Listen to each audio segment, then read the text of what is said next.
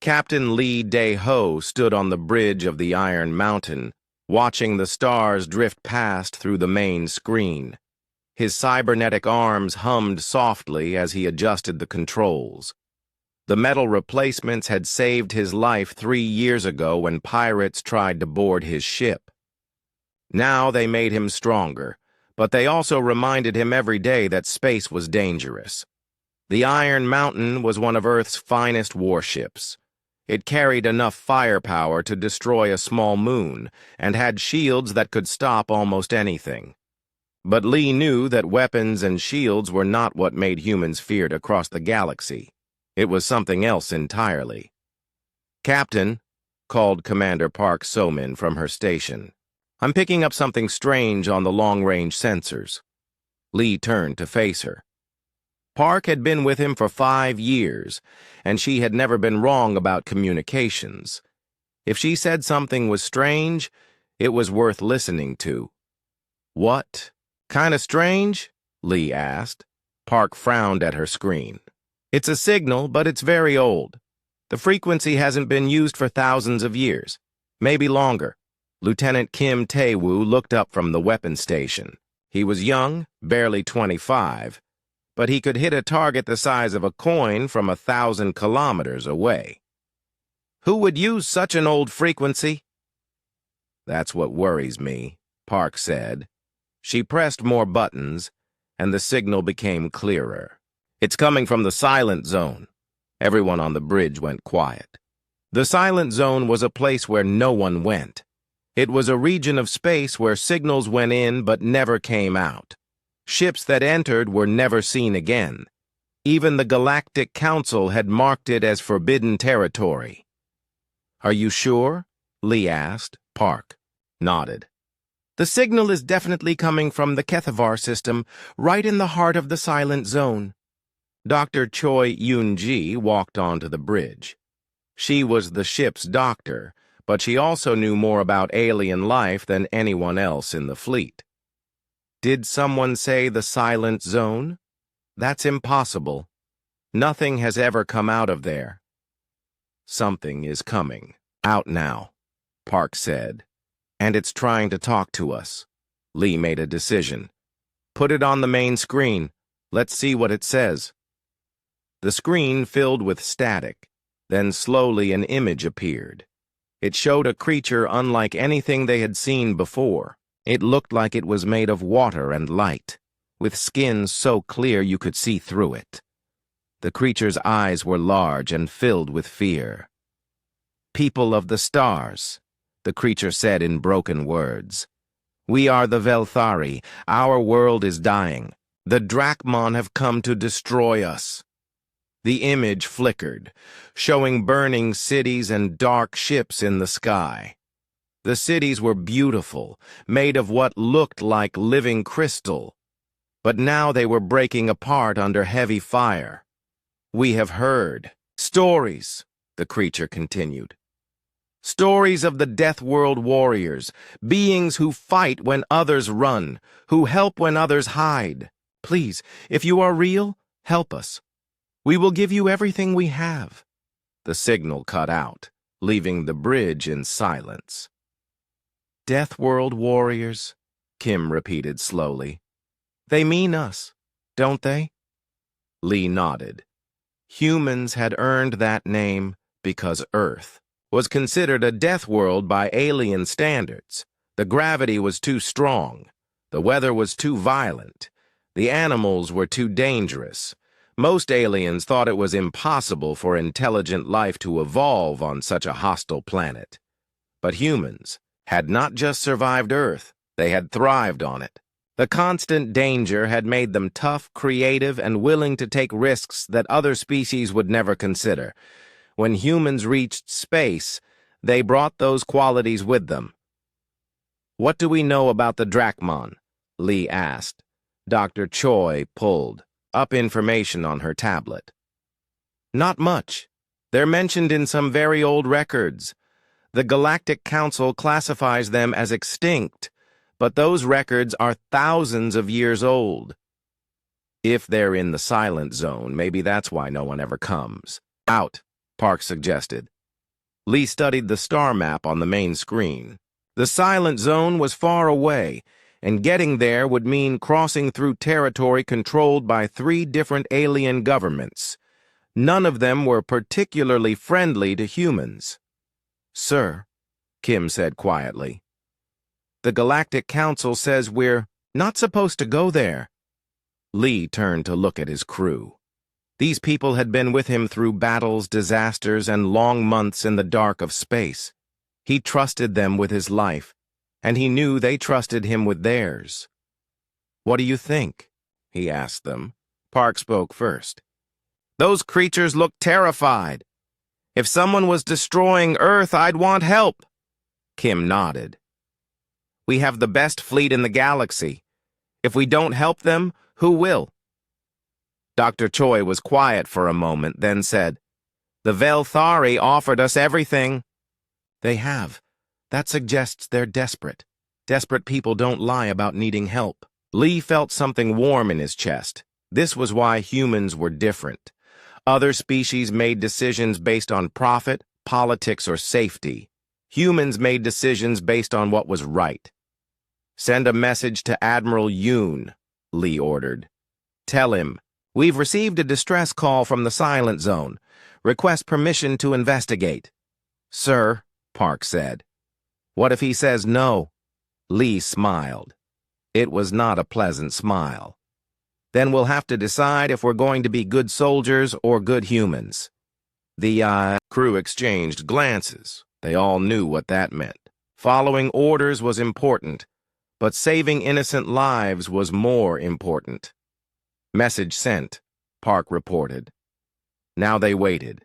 In a few hours, they would know if their mission was officially approved. But Lee already knew what his answer would be. Regardless of what Admiral Yoon said, somewhere in the Silent Zone, creatures made of water and light were dying. And if there was one thing humans couldn't stand, it was sitting by while innocents suffered. The Iron Mountain continued its patrol, but now it had a destination in mind. The Silent Zone was waiting, and with it, the first real test of what it meant to be human in a galaxy full of monsters. Admiral Yoon Jae-sung read the message 3 times before he believed it. A distress call from the Silent Zone. In 30 years of military service, he had never heard of anything coming out of that cursed region of space. He sat in his office, aboard the command station, looking out at the Earth fleet anchored nearby. 12 of humanity's finest warships floated in formation, their hulls gleaming under the light of distant stars. Each ship represented years of human engineering and the lives of hundreds of crew members. "Sir?"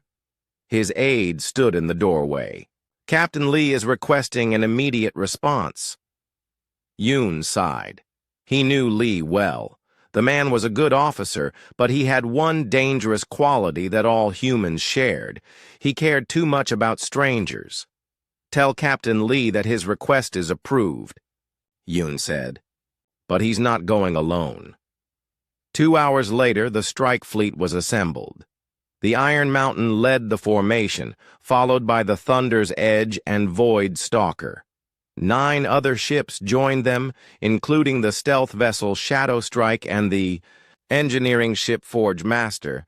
Sergeant Major Lim Hyun-woo stood in the armory of the Iron Mountain, checking his equipment. His ghost company was the finest unit of Marines in the fleet. They specialized in impossible missions and fighting in places where normal humans couldn't survive. "Sergeant Major," one of his Marines called out, "do we know what we're fighting?" Lim shook his head. "Something called the Drachmon. Beyond that, we know nothing." "Good," another Marine said with a grin. "I was getting bored." Chief Engineer Han Bo-ra was less enthusiastic. She stood in the engine room, running diagnostics on all the ship's systems. Going into unknown space meant they couldn't count on finding supplies or repair facilities. "Captain," she called Lee over the communication system, "I'm reading some unusual energy patterns ahead. We're approaching the edge of the silent zone. Lee stood on the bridge, watching the stars change color on the main screen. Space itself seemed different here, darker somehow. All ships, reduce. "Speed!" he ordered. "Stay in formation and keep your shields up." As the fleet moved deeper into the silent zone, they began to see why it had earned its name. Floating in the void were pieces of metal and crystal that had once been spaceships, but these weren't just any ships. They were the remains of hundreds of different species, scattered across light years of space. Dr. Choi studied the wreckage through the ship's sensors.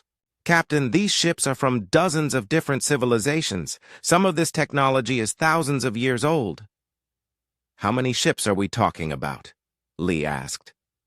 "Thousands," she replied quietly. "Maybe tens of thousands." The bridge crew fell silent. They were looking at the graveyard of entire civilizations.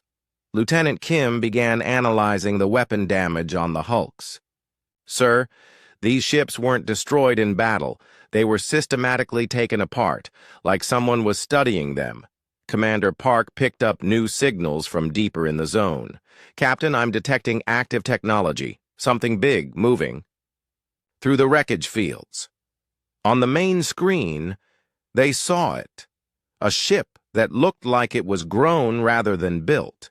It was black and silver, with surfaces that seemed to shift and change as they watched. The vessel was enormous, easily 10 times the size of the Iron Mountain. "That's not like any technology I've ever seen," Dr. Choi said.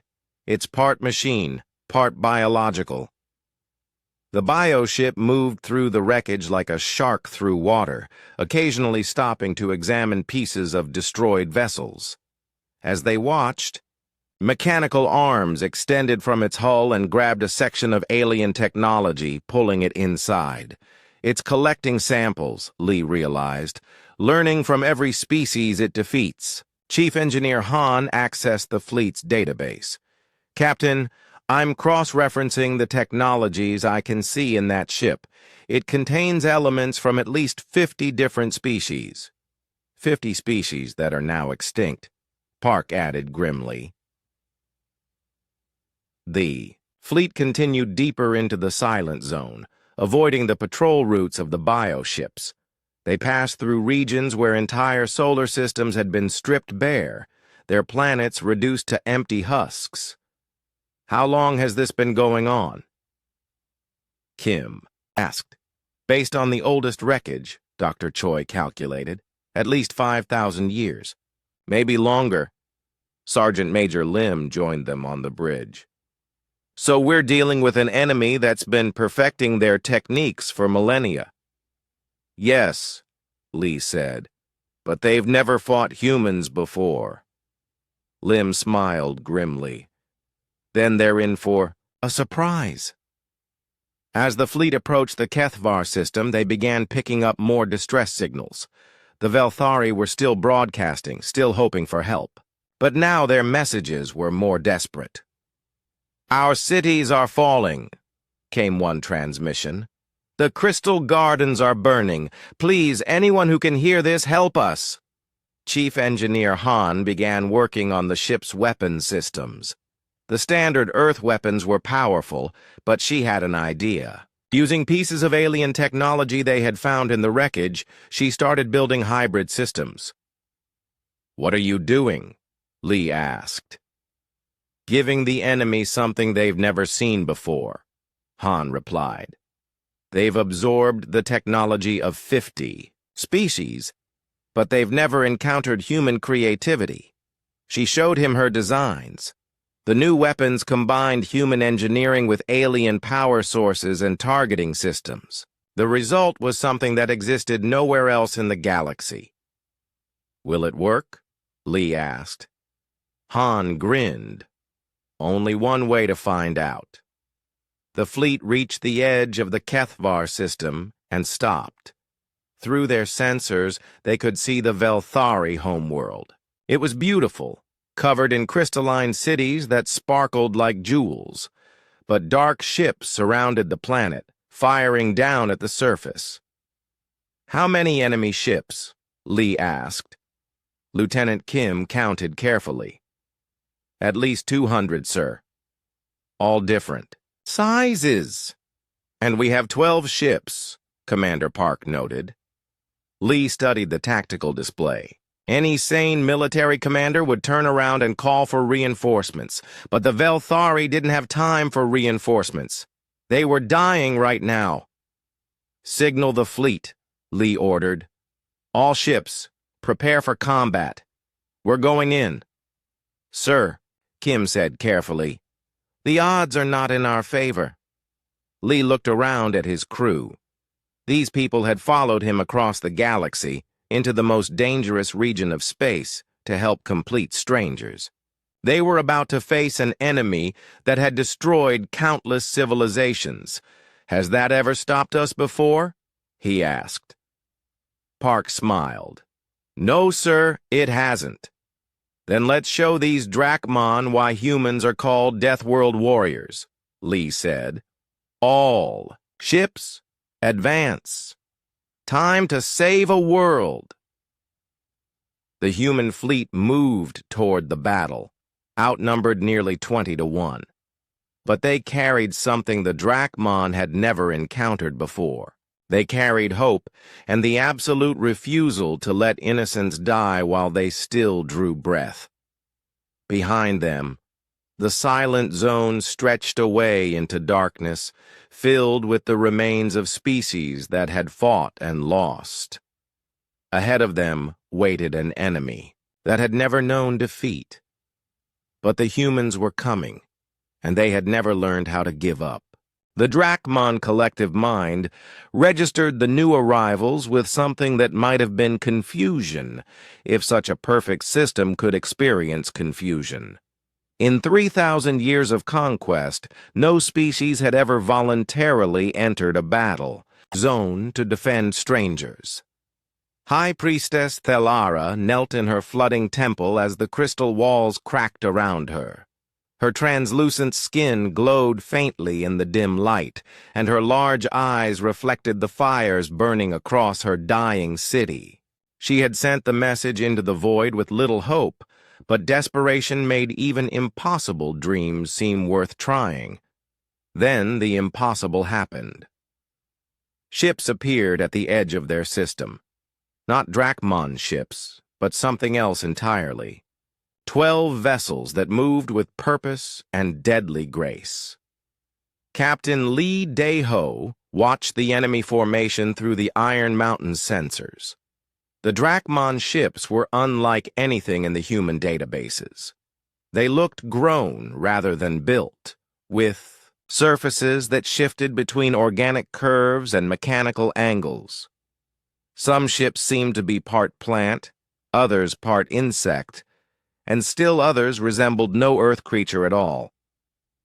"They've absorbed so many species," Dr. Choi whispered, studying the biomechanical designs. "Each ship represents the death of an entire civilization." Lieutenant Kim was already analyzing their weapons and defenses. "Sir, I'm seeing energy signatures from at least 30 different weapon types. Some I don't even recognize." "They're confused," Commander Park reported, "monitoring enemy communications. Their signals are chaotic. I don't think they know how to react to us." Lee smiled coldly. "Good. Confusion is a weapon we can use. The Drachmon Prime, the collective consciousness that controlled the swarm, attempted to process this new development. Its perfect logic circuits, enhanced by the absorbed knowledge of countless species, could not understand why 12 small ships would challenge 200 larger ones. The human fleet split into 3 groups. Captain Oh Min-ho took the Shadow Strike and 2 escort ships to the far side of the planet. Chief Engineer Han led the Forge Master and 3 others toward the largest concentration of enemy ships. Lee kept the Iron Mountain and the remaining vessels as the main attack force. All ships, Lee broadcast, remember that we're not just fighting for ourselves. We're fighting for people who believe in hope. The first attack came from the Drachmon. Hundreds of energy beams lanced out from their bioships, each one calibrated to destroy conventional alien vessels. But human shields weren't conventional. They had been designed to protect ships in Earth's radiation-filled asteroid belts and solar flares. Shields holding at 90%, reported the defensive officer. The Drachmon Collective paused. Its weapons should have destroyed those ships instantly. These new creatures possessed technology it had never encountered. Lieutenant Kim fired the first human salvo. Chief Engineer Han's hybrid weapons sent bolts of pure energy, enhanced with alien power cores. The beam struck a Drachmon bioship and tore through its adaptive armor like it was made of paper. The enemy ship exploded in a burst of green fire. The collective felt the death of that vessel like a physical blow. For the first time in millennia, the Drachmon hive mind experienced something approaching fear. On the planet below, High Priestess Velari watched explosions bloom in the sky above her world. The strangers were actually fighting. Someone had heard their call and come to help. Sergeant Major Lim Hyun-woo prepared his ghost company for deployment. Their mission was to reach the surface and evacuate as many Velari as possible while the fleet battled in space. "Listen up," he told his Marines. "We're going down to a water world to rescue fish people while fighting monsters that eat civilizations. Just another day in the Corps." His soldiers laughed grimly. They had trained for impossible missions their entire careers. The transport ships broke through the atmosphere under covering fire from the Iron Mountain. Below them, they could see the crystalline cities of the Velari partially submerged as the planetary bombardment cracked the ocean floors. Captain Oh Min-ho's stealth ship Shadow Strike had circled around to attack the Drachmon command vessel. It was enormous, easily the size of a small moon, with biomechanical tentacles that reached out to control the smaller ships. "Beginning infiltration run," Oh reported quietly. The Shadow Strike was humanity's most advanced stealth technology. It used adaptive camouflage and quantum dampeners to become nearly invisible. As it approached the command ship, Oh could see the alien technology up close. The hull was alive, covered in what looked like scales that shifted color and texture. Mechanical ports opened and closed like breathing, and organic sensors swept the area constantly. But they were looking for conventional threats, not a ship that could mimic empty space. Dr. Choi watched the surface battle through the ship's sensors and made a crucial discovery. The Drachmon ground forces were connected to the collective mind through biomechanical implants. Every soldier, every weapon, every vehicle shared the same consciousness. "Captain," she called excitedly, "they're all connected. If we can disrupt that connection, we can cause chaos in their entire force." "How do we disrupt it?" Lee asked. "Doctor," Choi was already working on the problem. "Human thoughts are chaotic compared to their perfect logic. If we can introduce that chaos into their network, it might overload their system." She began developing what she called a chaos virus, a program based on human creativity, humor, and the beautiful illogic of sacrifice for others. On the planet's surface, Sergeant Major Lim's Marines encountered their first Drachmon ground troops. The enemy soldiers were horrifying combinations of organic and mechanical parts. Some had multiple arms ending in weapons, others moved on legs that were part insect, part machine. But the Drachmon had never fought humans before. They expected logical tactics, predictable strategies. Instead, the Marines used pure human audacity. "Grenade out!" shouted one Marine, throwing an explosive device while running directly at an enemy position. The Drachmon Collective tried to calculate the logic behind such a move and failed. Why would a soldier expose himself to fire while attacking? The delay in processing allowed the Marines to overrun the position. High Priestess Thelara was evacuating her people from the flooding temple when she saw the strangers for the first time. They were shorter than Velari, with thick bodies and skin that wasn't transparent. But they moved with deadly purpose, fighting creatures that had terrified her people for weeks. "This way," Sergeant Major Lim called to her, speaking through a translation device. "We're getting you out of here." "You came," she said in wonder. "You actually came." Lim helped her onto the transport ship. "That's what humans do, lady. Someone calls for help, we answer." Captain Oh Min-ho had reached the Drachmon command ship and was placing explosive charges throughout its organic corridors. The biomechanical walls pulsed around him like the inside of a giant heart. "Charges set," he reported. "Beginning extraction." "Negative," came Lee's voice. "Plant Dr. Choi's virus in their central processing core first." Oh nodded and made his way deeper into the ship. The virus upload took only minutes, but those were the longest minutes of his life.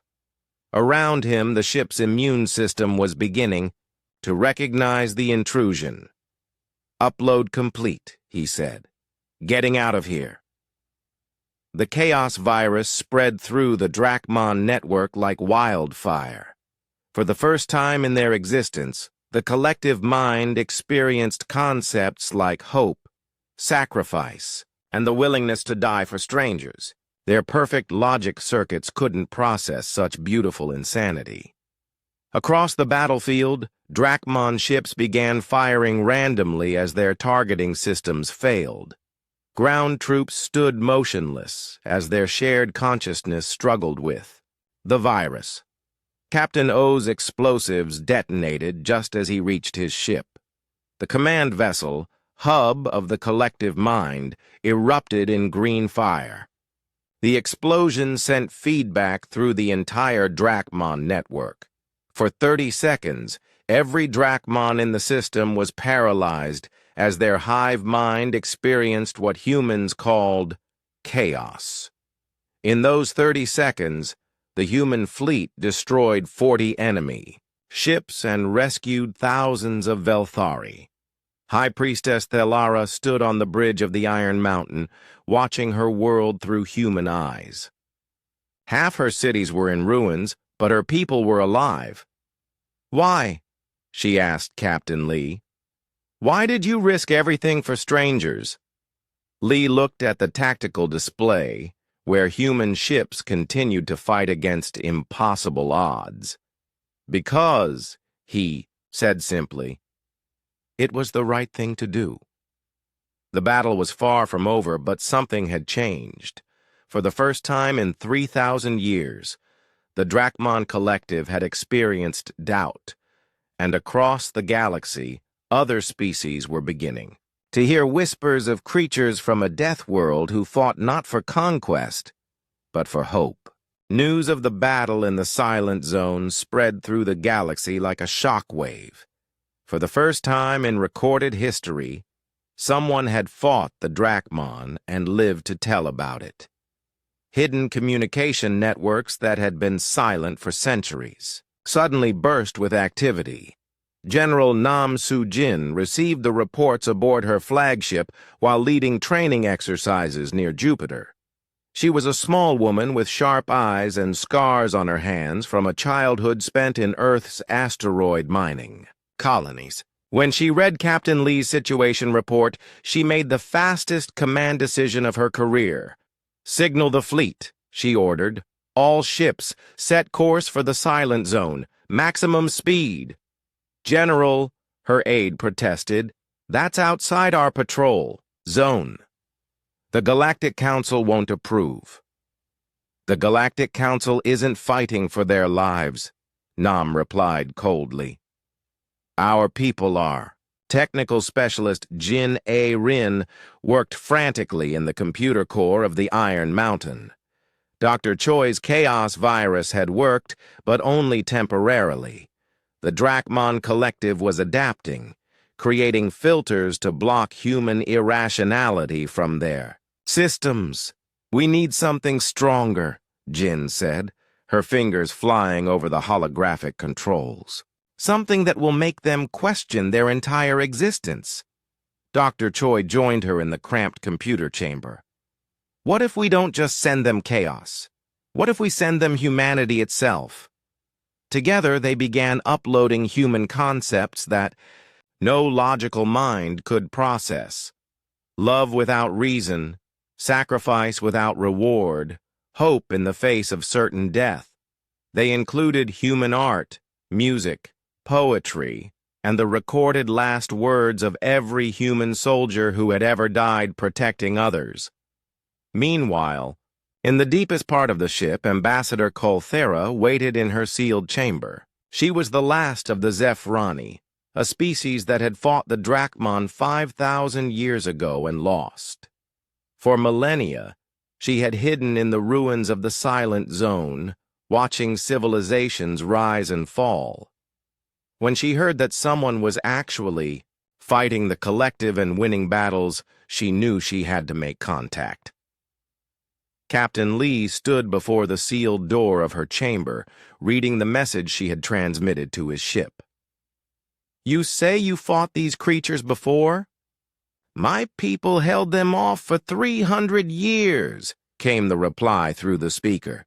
We learned their weaknesses, but we lacked something that you humans possess. What's that? The complete inability to know when you're beaten. Lee smiled grimly. That sounds about right. The door slid open, revealing a tall figure in an environmental suit. Kethvar was ancient even by Galactic standards, but her voice was strong as she spoke. The Drachmon Collective has one fatal flaw, she explained. They cannot understand sacrifice. Every species they've absorbed was conquered because they surrendered when defeat was certain. They've never encountered a species that fights harder when things get worse. High Priestess Velari had been listening from nearby. Is that why you came to help us? Because humans fight harder when losing? No, Lee said, looking out at the burning planet below. We came because you asked for help. Humans have a saying, no one fights alone. Captain Oh Minho was preparing for another stealth mission when the enemy reinforcements arrived. Through the Shadow Strike's sensors, he watched in horror as the sky filled with Drachmon ships. Hundreds of bio-vessels, each one representing absorbed civilizations. Captain Lee, he reported quietly, we have a problem. They've called in everything they have. On the Iron Mountains Bridge, Lieutenant Kim counted the new arrivals. 500 ships, sir. Maybe more. The human fleet now faced odds of nearly 50 to 1. Any reasonable commander would order a retreat. Lee opened a channel to all human ships. All captains, this is Captain Lee. I won't lie to you. The odds are bad, real bad. Anyone who wants to withdraw is free to do so. No shame in living to fight another day. The responses came back immediately. Iron Mountain, this is Thunder's Edge. We're not going anywhere. Voidstalker here. We've come this far. Shadow Strike reporting. Let's finish this. One by one, every ship in the human fleet chose to stay. Sergeant. Major Lim was evacuating more Velari when one of his Marines approached him. Sergeant Major, the new enemy ships are landing troops. Thousands of them. Lim looked at his small force of Marines, then at the thousands of civilians they were trying to protect. The math was simple and terrifying. Well, he said, checking his weapon. I guess this is where we find out what Ghost Company is really made of. Technical specialist Jin completed the upload of humanity's essence into the Chaos virus, but she needed a way to deliver it directly to the Drachmon Prime consciousness. "I have to physically connect to their central processing core," she told Captain Lee. "Someone needs to get me to their main command ship." "That's a suicide mission," Lee said flatly. Jin smiled. "Only if you don't come back for me." General Nam's reinforcement fleet was still hours away when the final battle began. The Drachmon Collective, frustrated by its inability to understand human behavior, decided to end the conflict with overwhelming force. 500 bioships surrounded the human fleet and opened fire simultaneously. The barrage was so intense that space itself seemed to burn. But the humans had spent those precious hours preparing. Chief Engineer Han had distributed her hybrid weapons to every ship. Dr. Choi had worked with the medical teams to help treat Velari refugees. And Captain Lee had done something that no alien species had ever thought to do. He had broadcast the entire battle across the galaxy. On worlds that had been conquered by the Drachmon centuries ago, enslaved populations watched as 12 human ships fought against impossible odds for people they had never met. The broadcasts reached the underground resistance movements that had hidden in the shadows for generations. On the mining world of Kethvar, worker slaves stopped their excavation and looked up at the sky. On the factory planet of Mordun, forced laborers put down their tools. On 100 worlds across the galaxy, conquered species remembered what it felt like to hope. The first act of rebellion came from a freight captain named Veltox, who rammed his cargo ship into a Drachmon patrol vessel.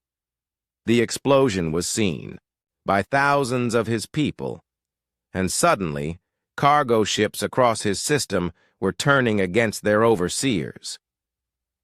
Captain Lee watched the tactical display as chaos erupted throughout Drachmon space. "They're fighting back," he said in wonder. "All of them." Commander Park was monitoring communications from across the galaxy. "Sir, I'm getting reports of uprisings on over 40 worlds. The broadcasts are inspiring them." The Drachmon Collective was suddenly fighting a war on hundreds of fronts. Species that had been docile for centuries were destroying supply ships, attacking installations, and disrupting the carefully maintained order of the Empire. Jin Irin suited up for her mission to the enemy command ship. Sergeant Major Lim had volunteered to escort her along with his best Marines. "Remember," she told them, "once I upload this virus to their core, they'll know exactly where we are. You'll have maybe 5 minutes to get out." "What about you?" Lim asked. "Someone has to make sure the upload completes," Jin said simply. "Besides, someone needs to explain to these creatures what humanity really means." As the transport ship carried them toward the massive Drachmon command vessel, Jin thought about her home on Earth. She had grown up in Seoul, in a family of engineers and artists. Her parents had taught her that the greatest honor was using your skills to help others. Now she was going to teach that lesson to a collective mind that had consumed 1,000 worlds. The battle raged around them as their ship approached the biomechanical fortress.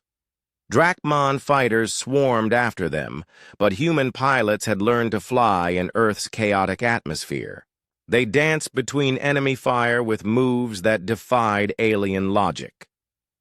"Approaching target," the pilot reported. "Beginning infiltration run."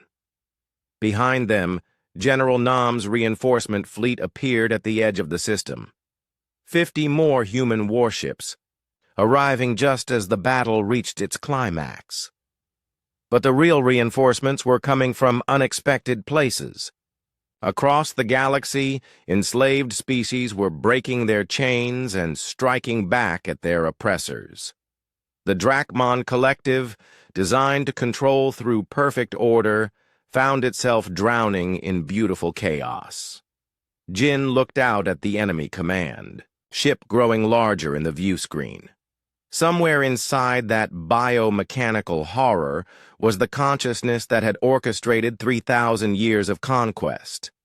"Time to teach them about humanity," she said quietly. The Drachmon command ship was a living nightmare made of metal and flesh. Sergeant Major Lim led his Marines through corridors that pulsed like arteries, past walls that watched them with organic eyes. The ship's immune system sent antibodies. After them, creatures that were part white blood cell, part killing machine. "This way," Jin Aaron called, following her scanner toward the central processing core. The device was tracking the bioelectrical patterns that controlled the collective mind. Behind them, Lim's Marines fought a running battle against the ship's defenses. Every corridor brought new horrors, defensive systems that had been created from the absorbed technology of 100 conquered species. "How much farther?" Lim asked, firing at something that looked like a mechanical spider with too many teeth. "2 more levels," Jin replied, hacking through a security door with her portable computer. "The core should be just ahead, on the iron." Mountain's Bridge, Captain Lee watched the battle raging around them. General Nam's reinforcements had evened the odds, but the Drachmon were fighting with the fury of a cornered animal. Both sides were taking heavy losses. "Captain," Commander Park reported, "I'm getting signals from across the galaxy. The rebellions are spreading faster than we ever imagined." The tactical display showed the Drachmon Empire in chaos, on world after world-conquered species were rising up against their oppressors. Ships that had carried Drachmon supplies for centuries were suddenly turning their weapons against patrol vessels. Dr. Choi monitored the enemy communications with growing excitement. "The collective is fracturing," she announced. "They're trying to process too many uprisings at once. Their perfect order is collapsing." High Priestess Thelara stood beside Captain Lee, watching her people fight alongside human Marines on the planet below. "How did you know this would happen?" she asked. "We didn't," Lee admitted, "but humans have learned something over the centuries. Hope is contagious. All it takes is one person willing to stand up and fight back." Jin reached the central processing core and stopped in amazement. The chamber was enormous, filled with a biomechanical brain that pulsed with the thoughts of the collective mind. Cables and organic tubes connected it to every part of the ship, and through them, to every Drachmon in the galaxy. "This is it," she whispered. "The heart of their empire." The Drachmon Prime consciousness noticed her presence immediately. Screens around the chamber lit up with images of destruction as the collective tried to intimidate her. "You are too late." "Small creature," the voice came from everywhere at once. "Your species will be absorbed, just like all the others." Jin began connecting her equipment to the core systems. "You don't understand us at all, do you?" "We understand everything. We have absorbed the knowledge of 1,000 civilizations. But you've never absorbed their hearts," Jin said, beginning the upload. "You've never understood why someone would die for a stranger." The chaos virus began spreading through the collective consciousness, but this time it carried something more than random thoughts. It carried the complete essence of human experience. Every act of selfless courage, every moment of sacrifice, every time someone had chosen to help others at their own expense. Sergeant Major Lim and his Marines reached the core chamber just as the upload began. Around them, the ship's defenses went berserk as the collective mind experienced something it had never felt before. "Jin, we need to go," Lim shouted over the alarms. "Not yet," she replied, her fingers flying over the controls. "I need to make sure it reaches every part of their network."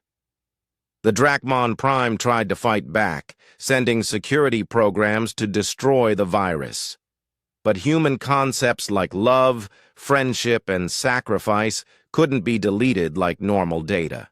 They infected the very core of the collective's being.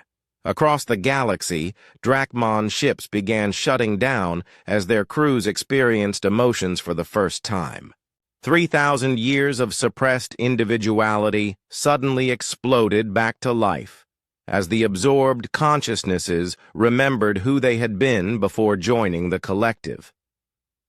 On the bridge of the Iron Mountain, Lieutenant Kim watched his sensors in amazement. "Captain, the enemy fleet is breaking apart. Ships are just stopping." Some Drachmon vessels exploded as their biomechanical systems overloaded. Others drifted helplessly as their crews struggled with newfound independence. A few actually turned their weapons on other Drachmon ships, their absorbed personalities choosing freedom over slavery. Jin completed the upload just as the core chamber began collapsing around them. The collective mind was literally tearing itself apart as it tried to process human emotions. "Now we run!" she shouted. Lim's Marines fought their way back through corridors that were dying around them. The ship's immune system had turned against itself, attacking everything it could find. Organic walls peeled away from metal frameworks as the vessel consumed itself from within.